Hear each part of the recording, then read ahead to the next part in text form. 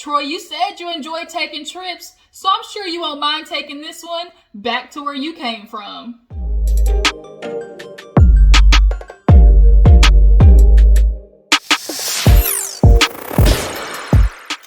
Hey, what's up, you guys? Welcome back to my channel. You know we got to talk about Ready to Love.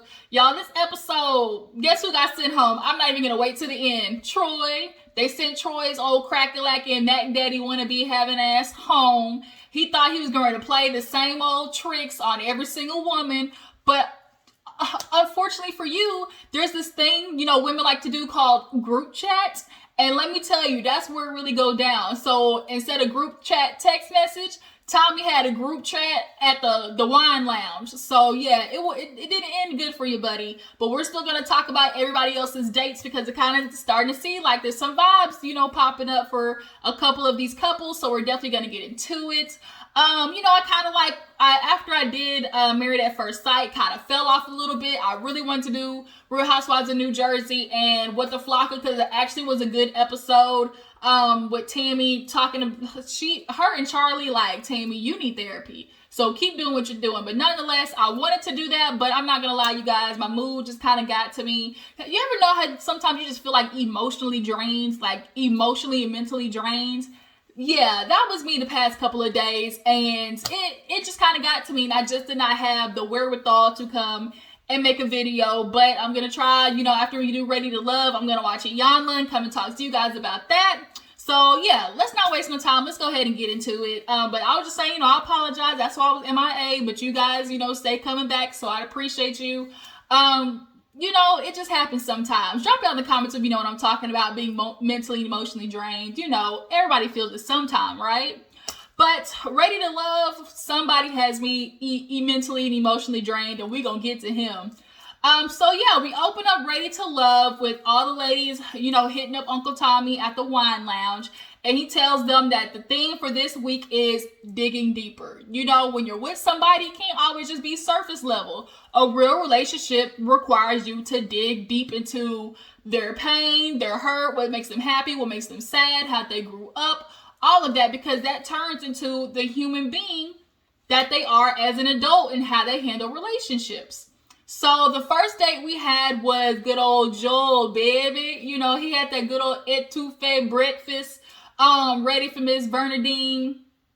Ain't that her name? Bernice. I think, no, that's what I was. I'm like, I know it's something like that. Bernice, that's what it is. So, she, came over and the light leggings, there's a difference between wearing, leggings that are dark. But the fact that she wore the light colored leggings, she was trying to show Joel what she was working with, baby, okay? And he enjoyed every minute of it. He was like, okay, she feel like home. She got that ushy gushy body. So they sat down, had breakfast, and, just kind of talked about him, being ready to love after losing his wife. I'm sure it's hard after, losing a spouse. It's different when you divorce versus like a sudden death, or just like if you lose a spouse, like it's just like, how do you handle that? So it's like that decision was made for you. So he's she like, did it change you for the better? He was like, I'm navigating that, but what I do know is it didn't hinder me from wanting to find love again.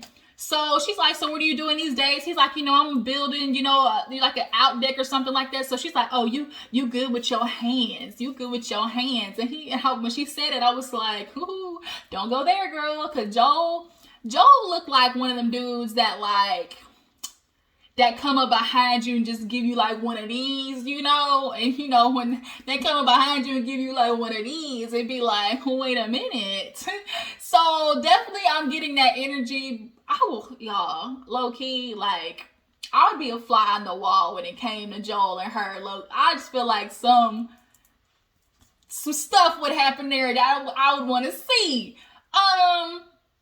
But nonetheless, they're really vibing with each other. Like, she's his number one. He's her number one so far. So right now, they're good. But from the preview, it did show that she was kind of checking Joel at one moment. So I wonder, what happened to cause that.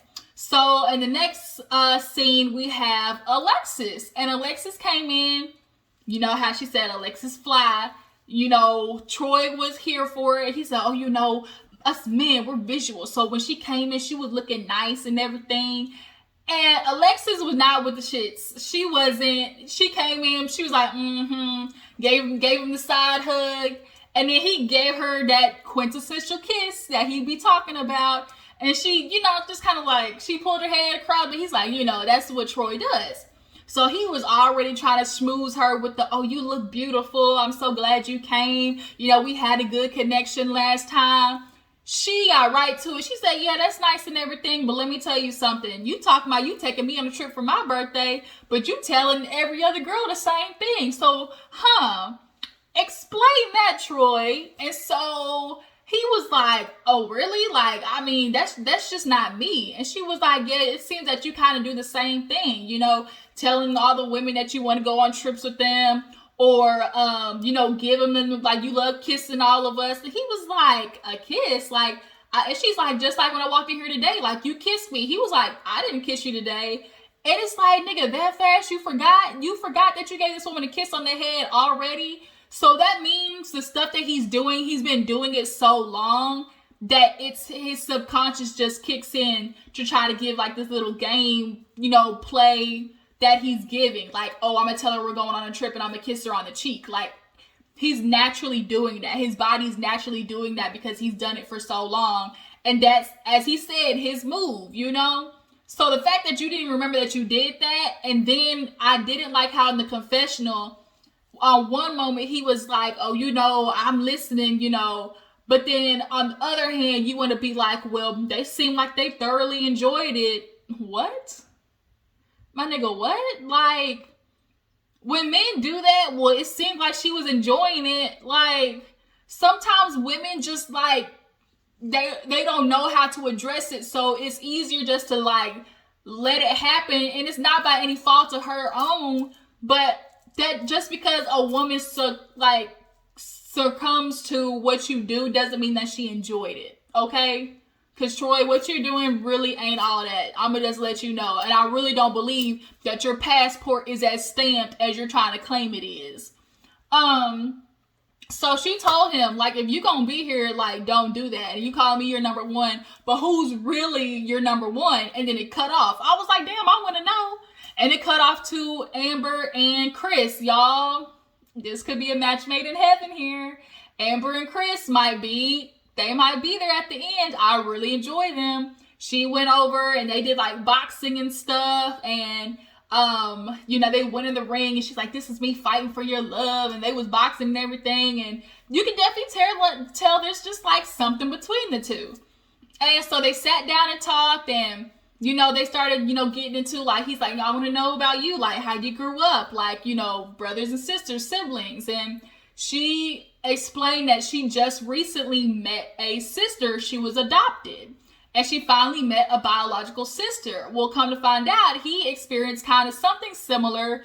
Basically, his daddy Papa was a rolling stone. Da-da-da-da-da. Wherever he laid his hat was his home. Men be doing that. They'll trail from woman to woman, whoever allows them to do it. And that's why he has 11 kids by 9 baby mamas. And so he decided finally he was going to go to a family reunion and actually see people who were his siblings. And so she was like, yeah, you know, I get it. And, you know, after meeting them, I realized I was kind of like the only one who, you know, went off and did something. She's like, I'm a lawyer. And he's like, oh, snap, I got a lawyer on my hands. And she's like, yeah, not only am I a lawyer, but I'm the DA. Now, it's the difference between being a lawyer and a district attorney. Like, when you a DA, that means you in there deep, deep. And I'm concerned that, you know, she's like, you know, it is hard to admit that, because telling a man that you're a lawyer on the first date, kind of not what you want to do. You want to steer away from what you do as much as possible till after he gets to know you, because the minute a man hears that a woman is a lawyer, he goes soft, because immediately they're thinking, oh my God, she's going to be, you know, bossy. She's going to be, you know, interrogating me. Like, she's going to be super aggressive. Like, she's not going to know how to, you know, let me take lead. You know, it's kind of hard. And I feel like Amber, I think, would allow Chris to take that lead as long as he can, show and prove that that's what he's gonna do.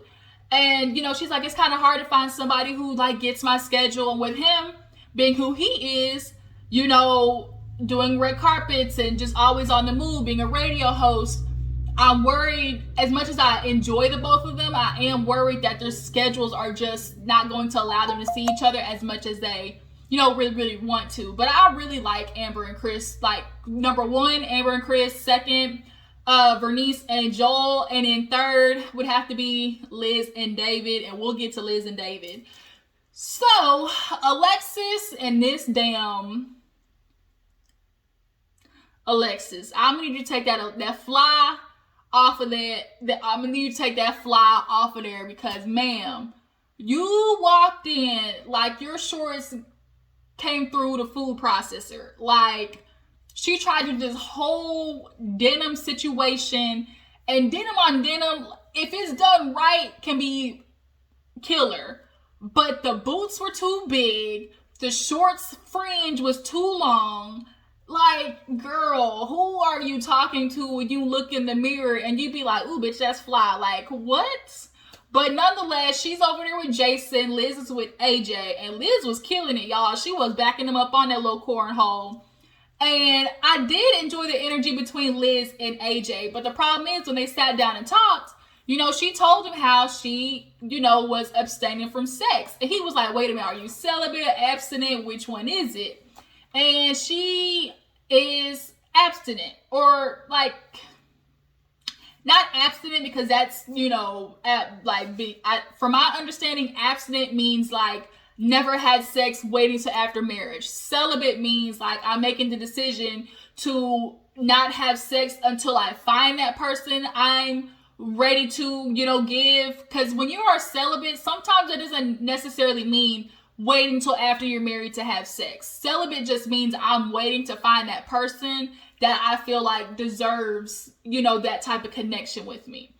And I do think Liz is a person who would consider having sex with somebody before marriage, but the thing is still waiting. And AJ quite simply put it like, I've done it before, but not on my checklist. Like, I personally feel like it is so hard for me to look at people who want to abstain, until after marriage, because it's like, what if it's trash? Like, what if this is, I know they say you can teach somebody, like, but like he said, like, yeah, they say you can teach people, but sometimes that chemistry, like when you have that with somebody, like you can have the chemistry all day, you can have that, tension between the two all day. But what happens when you get in the bedroom and there's no delivering? Like, it's false advertisement. Like, what happens if it is false advertising? What? I'm going to tell y'all a story really fast. This just made me think, okay, so this woman, she said she got with a dude and he told her, I wanted to abstain from, he wanted to wait till after they're married. And she was like, I've never done it before, but, the fact that he was respecting me, I enjoyed that. So I waited till after I'm married. And she's like, now I feel played, because come to find out, she's like, I feel like he played me because I waited till after married to have sex.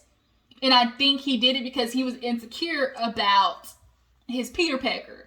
Basically, I think, like what she said, like he was insecure about what he was packing, and he knew that if he tried to show it before, like she wouldn't be with him. So I'm gonna lock you down before I show you what I'm working with, because then now you'll basically be stuck. And so now the woman was like, I'm now not satisfied in my relationship, and there's nothing that he can do about it because he basically was like, eeny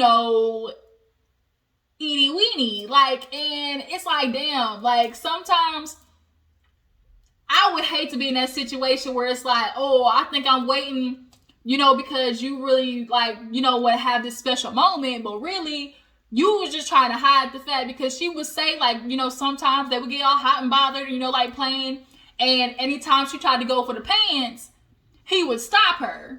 So, yeah, girl, I'm sorry, you got played. And that's what I would hate to be in a situation where it's like, you got to at least see it. Like, do you at least want to see it? Do you at least want to, maybe play with it? Because after marriage, Woo, you stuck, buddy. But after hearing that story with her, that's why I was thinking about like with women is like, or men in general, like just you gotta test drive. Just save yourself the legals, the legalities of it all. Okay. So AJ's actually cute. The more I look at AJ, he's cute. I like his like kind of like cheek dimples that he got going on.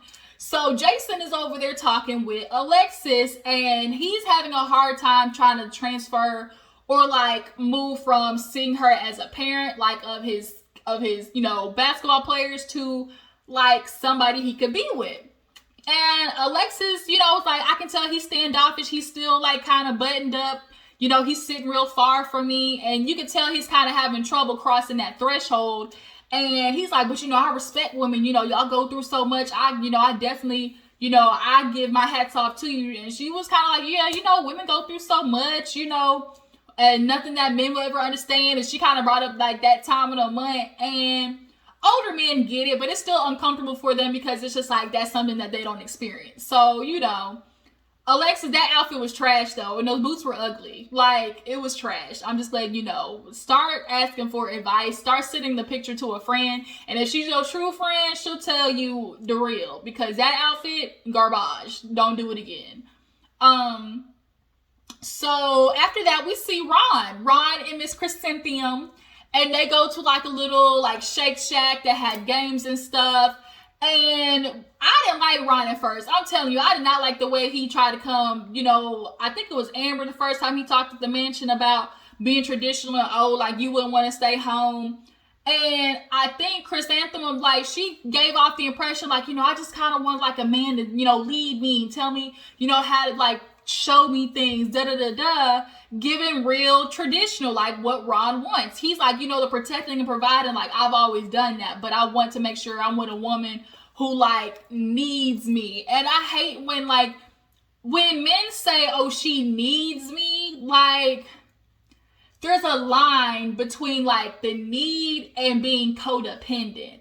And I think a lot of times men want women who are dependent upon them. There's a difference between I need you, I'm going to allow you to take control of something, show you that I want you in my life, but then if I'm becoming dependent on you, I think men do like knowing that, okay, if I'm financially taking care of everything, I really feel like Ron is just one of those niggas, like, I financially take care of everything, what you gonna do?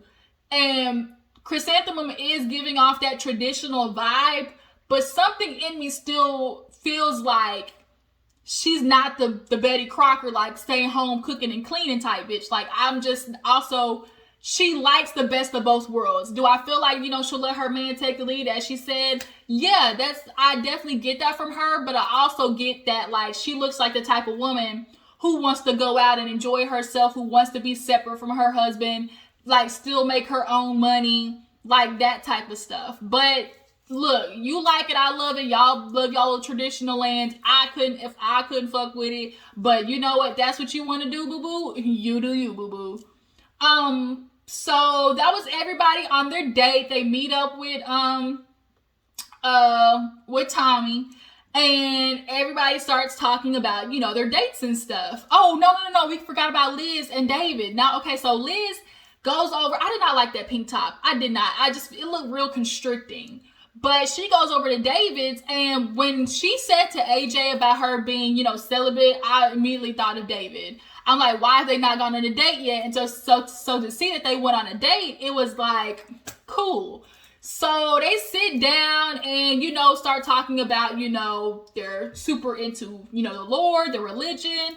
He talked about how, growing up, his parents kept him real restricted. And I think parents who do that absolutely do a disservice to their child. When you keep them from experiencing life, you now make them very insecure and feeling inadequate when they go out into the real world. How the hell are they supposed to figure something out when, at least in the beginning, if you introduce it to them and then you give them the advice or give them the guidance as somebody who already went through it, you then throw your child out into the wild for them to figure it out on themselves because you wanted to keep them restricted out of the negative results of stuff, i.e. sex, dating, finding out about what the body does, like how do you navigate emotions with another person, like all of those things I think parents don't do enough. And so because it's that awkward threshold, but they're not trying to teach their child, because if I teach my child, then they're gonna want to go out there and do it. And it's like, no, like if you teach your child,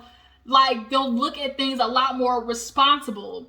And he explained like being restricted, like couldn't have girlfriends. Like when you tell your child they can't go out, when they finally do get a chance to go out and they see 6, 7, 8 drugs on the table, they don't like, they're looking at it like, well, I've never tried this before. Or, oh my God, somebody's telling me to do this. Or, oh, this drink looks kind of good. Like they'll go out there and they'll go wild. It's what always happens. And that's what he did. He was like, I didn't lose he's like, I stopped, going to church. I, got disconnected from church, but I still had my faith. And so he said he went out there, got wild, but, he found a girl he wanted to be married to. I think at 20, he said. And he admitted that she walked out on him quite literally. And so you can definitely tell that hurt him. And, Liz is taking it all in like, oh, he's opening up to me. And, he's been married twice, so he tried to do it again. And he's just like, she's like, well, do you think that's going to affect you going forward? And he was like, well, no. Like, I just kind of feel like I'm just trying to make sure, like, nobody leaves me. And people who are like that scare me, because when I hear I'm trying to make sure nobody leaves me, I hear control, like red flags, controlling.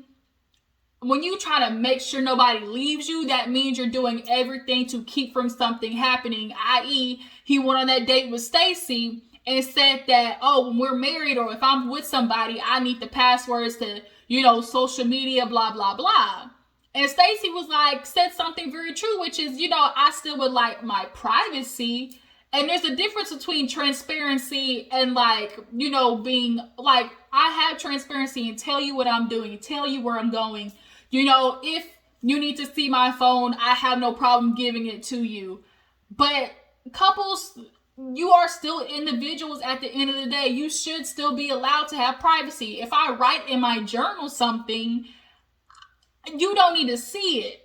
And if I'm writing it down, maybe there will be a time that I'm ready to come and talk to you. Maybe me writing it down will help me work through it. And the fact that David feels like, oh no, you should be able to tell your spouse everything. I get that type of logic, but there still is things that as an individual, like I would like to keep to myself. And you don't have a right to sit there and try to tell me I'm forced to like be open to you.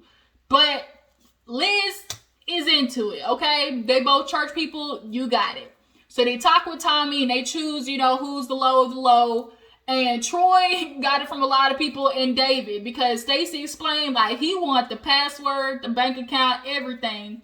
And when Tommy said something right, which is that shows that you're bringing your past into the future.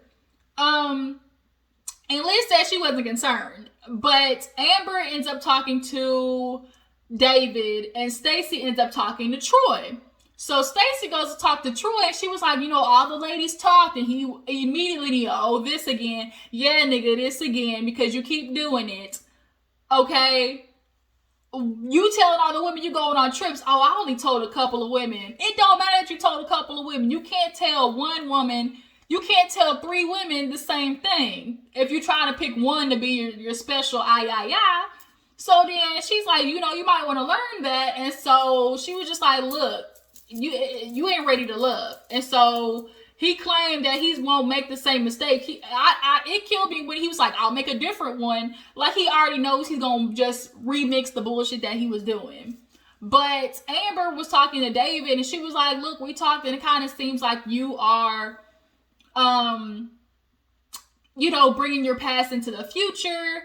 And he was like, well, no. She was like, well, with you wanting all passwords and everything, Stacey was like, oh no, she was like, the fact that you want passwords and, social media. He was like, well, I know where that came from, with Stacey. What I explained is when you are married, you need to be open with the other person. And, there needs to be nothing hidden between you two. I.e., you want the passwords, you want the codes, you want the bank statements. Like, you're still saying what she said, just differently. You want all access to everything. And that might be what you want, but you can't, that's not what she wants. But nonetheless, she's like, look, you're going to have to learn to trust people, be open. And, we decided, that you're still ready to love. So he ends up staying, and, he's, admitting that, I need to be open more. And then that was kind of like where the episode ended. But next week is the men's turn to, send a woman home. So that'll be interesting to see. But y'all tell me how you feel about this episode. Who do you think, is vibing together? Who should be good? What do you think about David in this? Oh, I'm trying to make sure she doesn't leave. I don't need her to leave again type stuff. Y'all drop in the comments. Tell me what you feel about that. And Alexis's outfit. What did y'all think about that? I just need to know, okay? I will see you guys next time. I'm going to watch Iyanla come back to you, and I will catch you guys later. Deuces.